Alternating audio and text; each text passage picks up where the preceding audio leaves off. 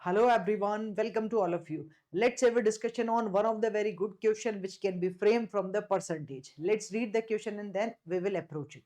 So question is talking about Chitra has an initial capital of rupees 3,20,000.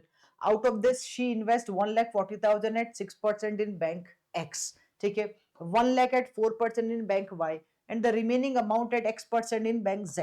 ठीक है, तो here we can see we are having three bank X, Y and Z. First और second के लिए rate of interest दिया है लेकिन third वाले के लिए नहीं दिया है, अमाउंट भी मेंशन नहीं है और इंटरेस्ट रेट भी मेंशन नहीं है. ठीक है, each rate being simple interest per annum. Her combined annual interest income from these investment is equals to 5% of the initial capital. If she had invested her entire initial capital in bank Z alone, then interest income after a year in rupees would have been. तो बहुत ही प्यारा सा question है. पहले आपको बोल रहा है कि टोटल अमाउंट दिया है उसका, ठीक है. Then it's talking about three different banks और तीनों के लिए डिफरेंट इंटरेस्ट रेट है और डिफरेंट अमाउंट है. आपको बोल रहा है कि ऐसा नहीं करके अगर वो अपनी सारी की सारी इनकम किसी एक बैंक जेड में ही लगा दे तो बताओ उसको इंटरेस्ट का कितना अमाउंट मिलेगा. That we need to find out. तो we can say this is a simple combination. Okay, a good combination of simple interest plus the percentage. ठीक है, तो right now you need to pause this video and then you can try this question by yourself and then you can check whether it is correct or not. So let's solve it. So we will start from the thing whatever it is given to us, we will start from that one only. So here we can write down first of all, since we can see she is having 3,20,000 okay amount and she invested okay, here it is mentioned now. Yes, so her combined annual interest income from these investment schemes is equals to 5% of the initial capital. तो we can से कि जो उसका total investment है या उसका total interest amount जो आ रहा है वो 5% है उसकी इन्वेस्टमेंट अमाउंट का. राइट, तो here we can go with this one कि total interest amount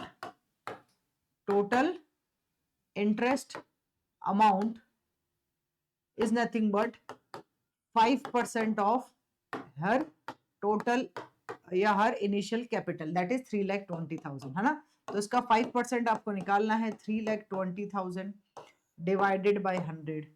once we will solve we can get the result as an 16,000 rupees. ठीक है, ये उसका टोटल अमाउंट है जो उसको इंटरेस्ट की फॉर्म में मिल रहा है, चाहे वो डिफरेंट स्कीम्स में दे अभी राइट नाउ. ठीक है, now here it is mention कि फर्स्ट स्कीम मतलब फर्स्ट बैंक में अगर उसने इन्वेस्ट किया 1,40,000 6% के हिसाब से. तो here let's write down bank x.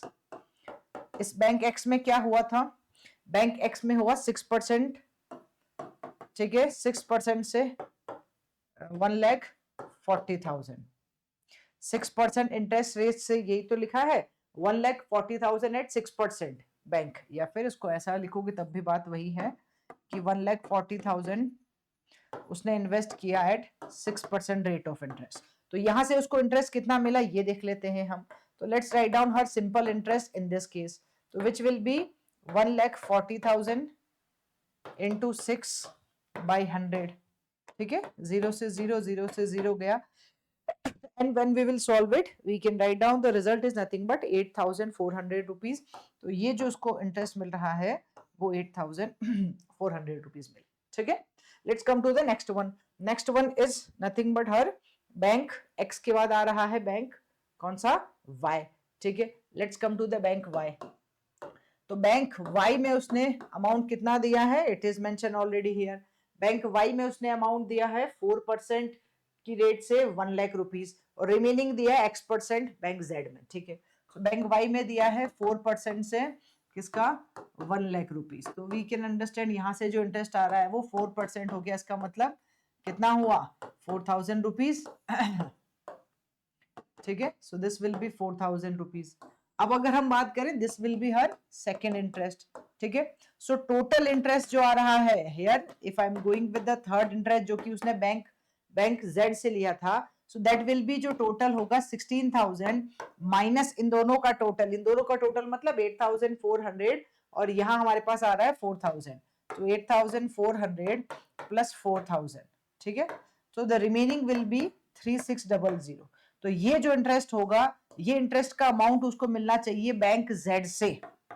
This should be okay, this should be from bank Z. ये हमारा कैलकुलेशन बोल रहा है. ठीक है, अभी तक उसने इन्वेस्ट कितना कर दिया, बैंक जेड में कितना इन्वेस्ट किया, because here in this question it's not mention कि बैंक जेड में अमाउंट कितना इन्वेस्ट किया, ये बोला रिमेनिंग अमाउंट है, और रेट ऑफ इंटरेस्ट क्या है। तो once I will find out the rate of interest for bank Z, then हम क्वेश्चन को बहुत इजीली बना पाएंगे। तो 3600 मतलब 3600 रुपीज उसको एज ए इंटरेस्ट मिला बैंक जेड से। अब उसने इन्वेस्ट कितना किया यहाँ पे, तो here we can write down invested amount.